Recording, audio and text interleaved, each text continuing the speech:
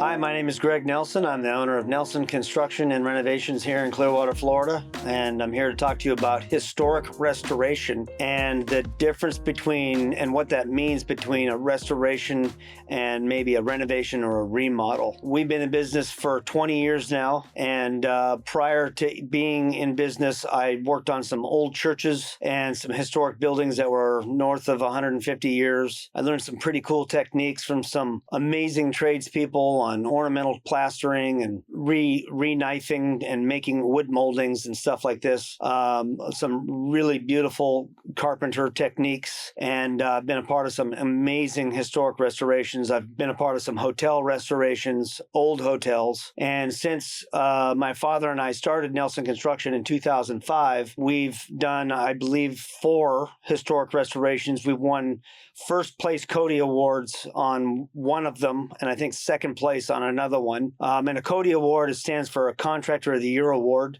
We've been a member of the National Association of Remodeling Industry here in Tampa Bay for many years, and we've submitted some of our projects for awards. We did an 8,100 square foot restoration in Harbor Oaks, Florida several years ago. I believe the home used to be a nunnery. It was the first home, or one of the first homes in that neighborhood. We did another one in the Presidential neighborhood here in Clearwater, Florida. It was actually called the Country Club Edition.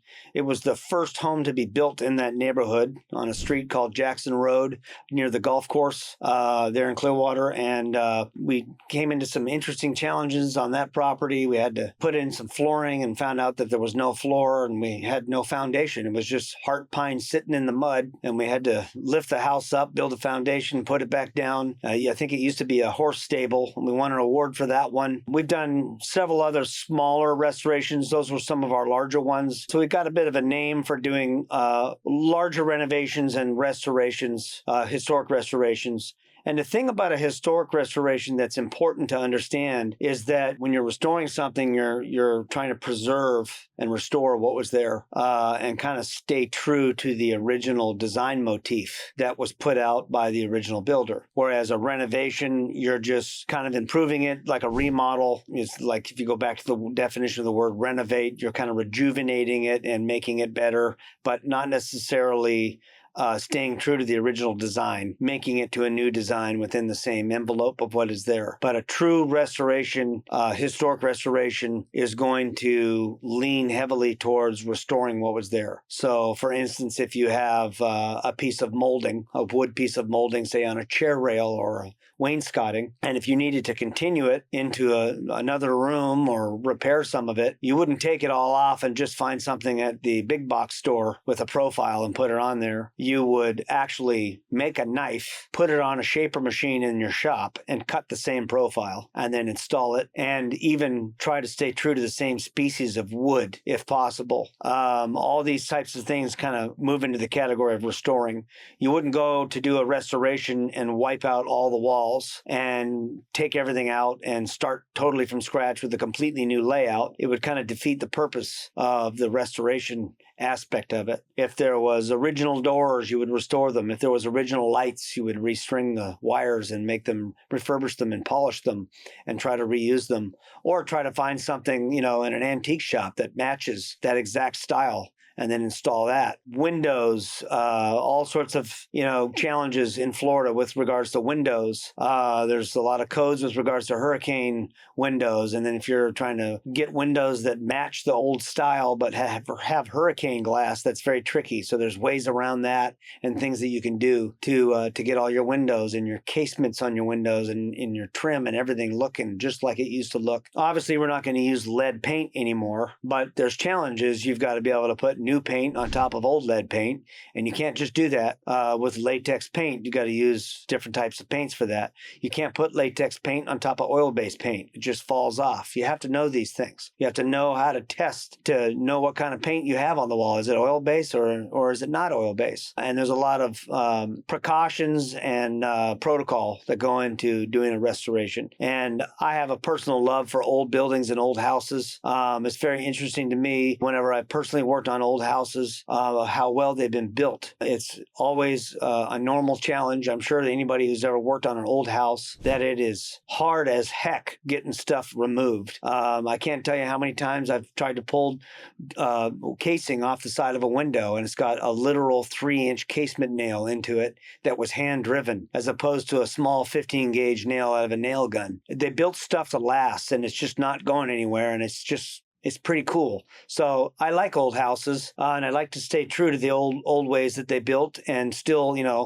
fit the glove of new building code and conform to all the new rules and stuff that we have. And it is a particular skill that takes some honing to get used to it. I'm by no means the best in the universe at restoring old homes, but I think in order to be good at it, you have to like it. You have to start off by enjoying the aspect of renewing an old home.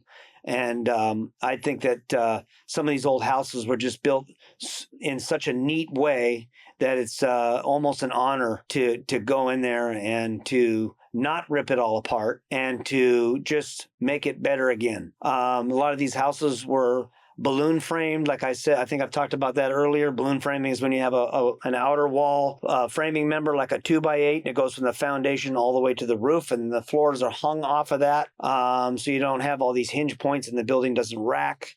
Most of these older homes that are over 70 years old were balloon framed because we had a lot bigger trees back in the day. Not only were they balloon framed, but they were also conventionally framed. Basically, in the carpentry world, conventional framing means that, Henry and Ed were standing in the front yard and they were using math.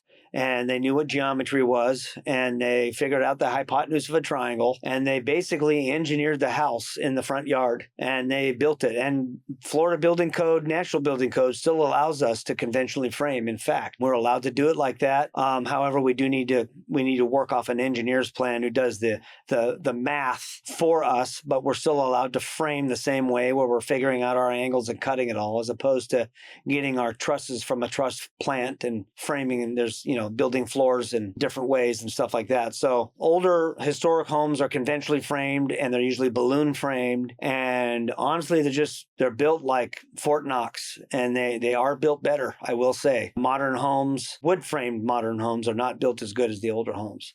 Now, some of the new homes that we build, which we can do different videos on, we have our own baseline standard for new homes. We're currently building 2 new homes, and we've designed them in-house. And these are full block concrete shells. 125 years ago, we didn't have CMU block and rebar and all the technology and products available that we have now. So if you have the availability to build with concrete, definitely recommend doing that. So we have our baseline for new builds. I wouldn't recommend building a new house out of wood, at least from the ground. And then the other house on that we're moving in Dunedin is also going to be morphing into a historic restoration. That's 125 years old over there on the Intercoastal. We have one on Davis Island and one in Dunedin that we're going to be restoring. Both of them are going to get lifted. One of them is getting lifted now. The one in Davis Island, we're actually going to be lifting it post restoration for scheduling for other, personal reasons that the client has. We're going to do it after, which is generally not recommended, but we are going to do it after because they're only going to be in the home for 6 months at a time anyway. So yeah, if you get an old home and it's over 50 years old and you want to restore it, we'd be happy to look at it with you. I always lean towards trying to understand the original builder before I give my own assessment of what needs to happen. I try to understand what's there first. And, it can be cost a little bit more than a regular renovation, but, if you're willing to go the extra mile to restore a home, I highly recommend it. In summary, some general bullet points for that you should consider when restoring an old home. You should consider understanding the design style that you're working within. Try to figure out, what is the motif? Is it green and green? Is it arts and crafts? Is it some kind of romantic architectural style? You want to get the motif, and then you want to get, books and architectural books on those styles, because the last thing you want to do is start making square door openings in a house that has elliptical arches or something, because then you'll have a clash. Try to understand the moldings and the woodwork that you have in there and make sure that they're all working with that style. For instance, if you're working with a a Victorian style home, you're going to have a lot of fluted moldings and ornate, scrolly looking stuff all over the place, which you wouldn't necessarily find on something like Art Deco or what have you. So understand the motif that you're working with. Get with a trusted builder and, understand what the costs are going to be before you get too deep into it, because it is going to take some money. A lot of these older houses, especially the one we're doing right now in Dunedin, they're literally still running on knob and tube. These are porcelain studs that are nailed right into the wood. There's no ground wire. There's a hot and a neutral, and that's it. Fire hazard central. Why it hasn't gone up in smoke, I don't know. It just hasn't. But as soon as we get into renovating it, as soon as we pull a permit, the code will, it will constitute that we need to bring it up to code electrically. We need to run Romex with ground wires and put in grounding rods and a grounding system and all this sort of thing. Plumbing pipes. These old houses need to get replumbed. You can't, if you're going to go in there and you're going to do, north of $100,000 worth of remodel work, change the plumbing, get it done while you're there. You just need to consider these costs as part of it, even though you might not have been thinking with doing your electrical or doing your plumbing. If you're going to go in there and you're going to do a substantial amount of renovating on an old home, restoration on an old home, you definitely need to consider bringing the systems up to par. Another bullet point item to consider with regards to your systems, we've talked about electrical and plumbing, is your mechanical or HVAC systems. Back in the day, we didn't have air conditioning. We had windows with a double sash or an awning window, and it would open and we would let the cool air come in if it was ever cool in the evenings. We'd have the one open on the back of the house so the air could flow through. And that's pretty much all we had. We didn't have any insulation in the walls. What happens is if you insulate those wall cavities, you need to add air conditioning. Most people want air conditioning because we have pretty advanced technology on air conditioning. If you add the air conditioning to the homes, you're going to lose a lot of that through the wall cavities because they're not insulated. So you're going to have a really high energy bill. So then now you need to start thinking about how are you going to insulate the envelope of the home. You need to start thinking with that. You need to learn about what thermal value is and this sort of thing. If it's insulated wrong and your thermal barrier is too close to the inside of the plaster on the inside of the house, you can get mold growth on the inside of the home. You've got freezing cold air now introduced into this old home, and you've got 90 degrees outside almost all the time. There's going to be some condensation, and it's going to happen somewhere in that envelope of that home. If you've got a freezing cold, ice cold glass of water, it's going to condensate normally on the outside of the glass. Well, that condensation can happen when you've got freezing cold in the house. You want that condensation to happen on the outside of the home, not inside the wall cavity or right behind the plaster or in the home. Because if you've got any kind of condensation happening, you're going to have exactly what mold needs to thrive, which is heat, darkness, and moisture, and mold grows and thrives. So as soon as that's a very, very important, it's probably the most important thing in the electrical, mechanical, and plumbing systems in a historic home is you've got to consider how are you going to insulate the home properly to get that thermal barrier to the outside, because almost all folks are going to want to air condition. Unless you want to go old school and just lift the windows up and not put any air conditioning in the home, then you wouldn't have to worry about it. But insulating the home is a big deal. These are very important things to consider because they're very cost impacting. If you're working with old windows, some folks, they just don't want to get rid of the old windows, and they are grandfathered in. You can leave the windows. They're beautiful. They've got a mutton pattern that has what's called full divided light, which is where you have the actual wood mutton that was routed and cut with a profile. It's one piece all the way through, and then you have little stops with glass panes on either side, but it's a single pane of glass. So it's not really going to help you with insulating your home. So you've really got to decide what you want to do, because if you want to replace those windows, they're not going to look as cool as those old windows. But if you want to get some new windows that are double pane with hurricane impact rated glass with the Aragon gas in between the panes, that will help insulate your home. It just won't look as cool. But if you want to pay more money, you can get a mutton pattern that looks a little better, that can almost stay true to that old design. But again, these are factors you need to think with.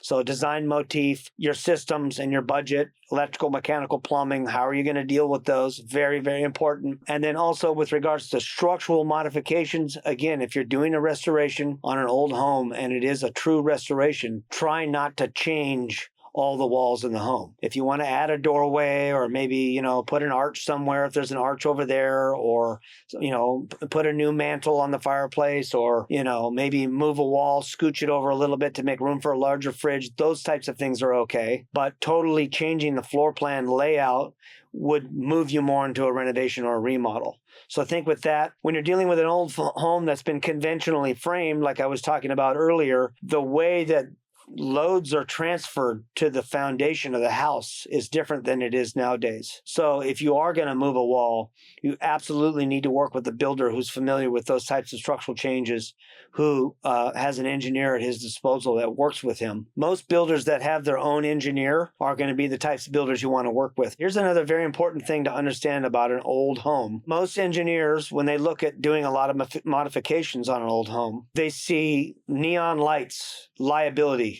It's a big, big liability. This home was built 100 years ago by Henry and Frank, and they literally just engineered it in the front yard, cut the angles, and built a home. There was no building department.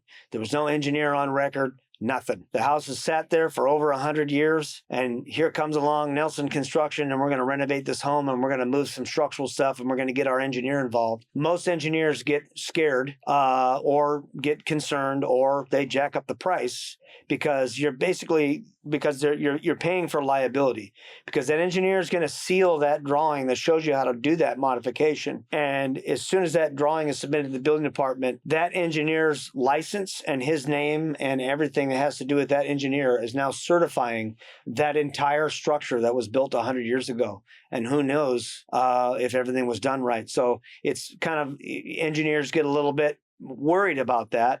And that's why it's good to work with a builder that has a very good relationship with his engineer, because the engineer and the builder form a relationship where the builder understands the engineer understands the builder. The builder's executed lots of the engineer's plans. He's come up with solutions with the engineer as a team, and they trust each other. And they, so you want that team. You don't want a builder that's, hiring some engineer he's never really worked with before, who's skeptical about the builder and he doesn't know if he's really going to do it right. That's when you're going to get major cost overruns. Everybody's worried about everyone else and this sort of thing. So when you're dealing with an old home, you want a builder that's done it before. You want a builder that understands structural components, specifically with regards to conventional framing, which is older framing. And you want to have an engineer on record that is comfortable with doing that and comfortable with the builder. And then you've got a good team in place, and then you normally get along great and everything goes nice and smooth. But it's very easy for, a couple things to be off and everything just goes downhill real fast. So just keep in mind those bullet points. If you're doing a bunch of sandblasting on the outside of the house and you've got lead paint on there, you need to think about the neighbors, this sort of thing. If you're taking out old windows that has, old glazing, and packing around the window panes and there's lead in it, think about the environment. Look at the local ordinances. Here in Pinellas County, we have the Pinellas County Air Quality Division. We conform to all their regulations and rules. Another thing to consider too, I'm throwing that out there, is the subject of asbestos. Now, they used a lot of asbestos in these old buildings back in the day. Asbestos is great. I love asbestos. It's the best block to fire that you could ever have. Most fire suits have asbestos in them. Lots of building materials still have asbestos in them. Unfortunately, if it gets blown into the air and you breathe it in, it's known to shred lung tissue. It's not good for you. There's two main kinds of asbestos. You've got friable and non-friable. One's in a glue, doesn't get in the air. One is dry and it can poof in the air. And OSHA regulates asbestos abatement and removal on commercial residences heavily. Air Quality Pinellas County here in Florida regulates it heavily. But funnily enough, as soon as it's in a residential job, they don't care. There's no regulation. It could be 80% chrysotile. You could be throwing it out the window in the dumpster, and it could be floating out in the air, and all the little kids and people could breathe it. And it's bizarre. It's irresponsible to remove asbestos or to remove anything on an old building without testing it. So you should get it tested. It costs a few $100s. You call them up, they'll come and take homogeneous samples around the house of suspect asbestos containing material, old pipe insulation, plaster can have it in there, this sort of thing. And you want to get it tested and find out what you got. And if you've got the dry stuff, the friable asbestos, consider hiring an abatement contractor to come in and remove it responsibly.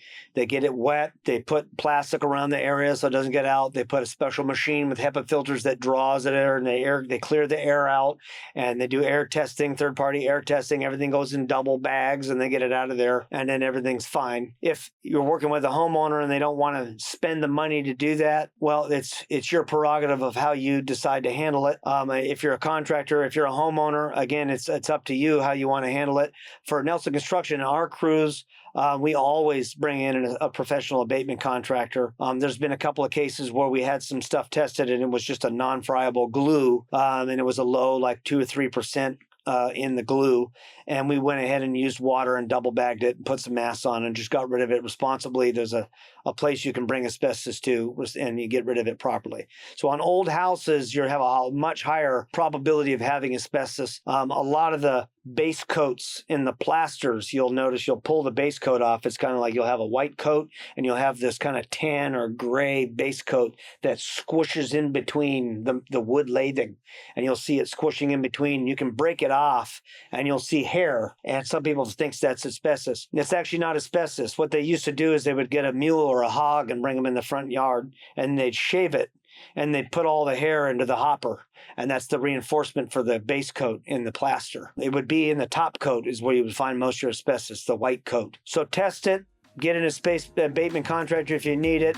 Follow the rules on lead abatement. Know your motif. Figure out a budget on your electrical, mechanical, and plumbing, and have fun. Again, I'm Greg Nelson. I'm the owner of Nelson Construction and Renovations here in Clearwater, Florida. If you like the video, feel free to like it and subscribe to the videos. See you on the next one.